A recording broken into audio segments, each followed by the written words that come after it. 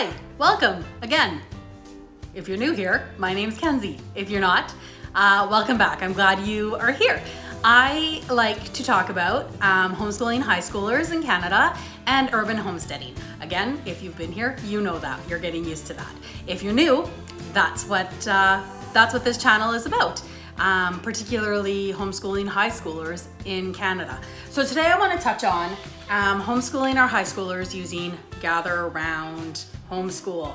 We love Gather Round Homeschool, and yes, it can work for your high schoolers, and I want to tell you how it can work and how you can make it work the best for your high schooler. So stick around.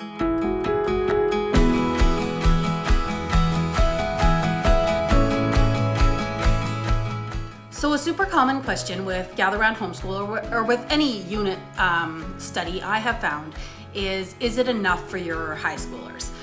I have found personally that yes, it is enough for your high schoolers. It's all how you use it to the best of its capabilities. The curriculum is so open-ended that the possibilities are endless. So is it enough? Yes. And can you use it? Yes. So my kids so far have done many of the units. Their favorites by far have been space and South America, maybe. They really liked South America, but space, they want to do space again. And we might. My daughter was only in grade 7 the first time she did space. And she's starting grade 9 this year. So that is a possibility. That is another great thing about Gather Round. So first of all, let me touch on the fact that we use Gather Round from the digital PDFs. Again, being in Canada, for us to buy and ship curriculum is extremely expensive, as we are aware. So I love that I can buy the PDF version of it, print it off. I print it double-sided so that, again, I'm saving money. And I literally put hole punches in it and put it in a binder. That's how we do it. We keep it on the affordable side here. So anyways, back to high school. So here's the thing about using it for high schoolers. The great thing that I like about it is it's not full of busy work, okay? No student wants to be sitting around doing busy work for hours on end for something that doesn't interest them. So there's not a lot of busy work.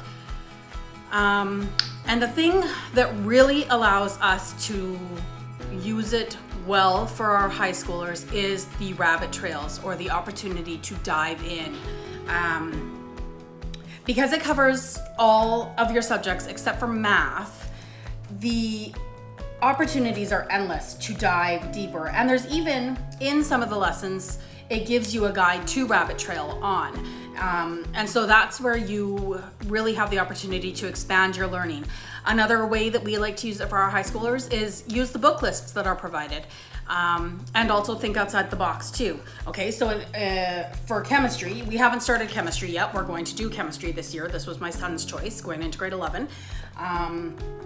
We will review the book list that's given, and then we will probably visit the library and find other books that are related to chemistry or to different topics that are discussed within this curriculum.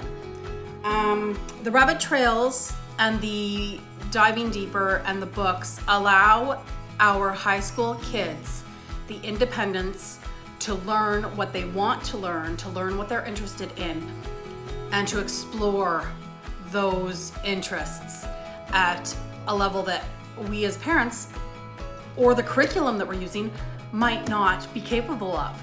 That's the great thing about high schoolers. They know what they're interested in and they can run with it.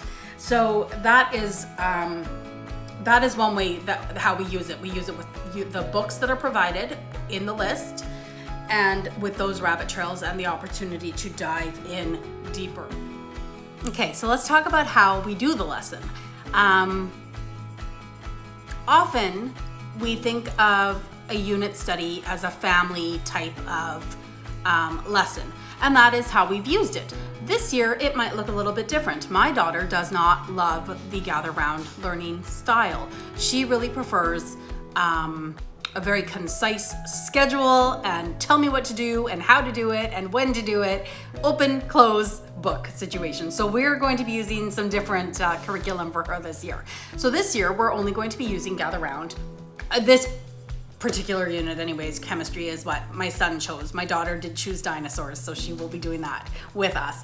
But for chemistry, I haven't decided yet if my son and I will sit together and I will still read the teacher's guide to him, or if he will read it himself.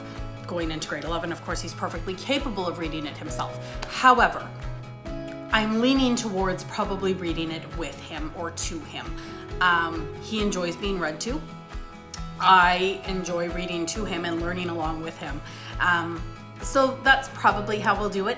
Another way that we dive deeper in is we check the app, and there's video, often YouTube videos that are linked in there that have other families have used and seen that go well with the lessons. So YouTube is obviously another great option for diving in deeper and finding lots more information to go with the lessons. So that's another way.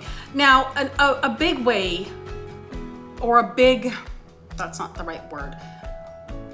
I guess the main key to using this for high school for me, for my family, is the writing project. You might be able to hear my cats running around. Each unit has a main writing project. So some of them are poetry, that was Human Body. Some of them are short stories. I think that was, the Fable, that was Oceania. The short stories, there's articles that need to be written sometimes. So anyways, there's always a major writing project, and you work on that writing project throughout the whole unit, okay?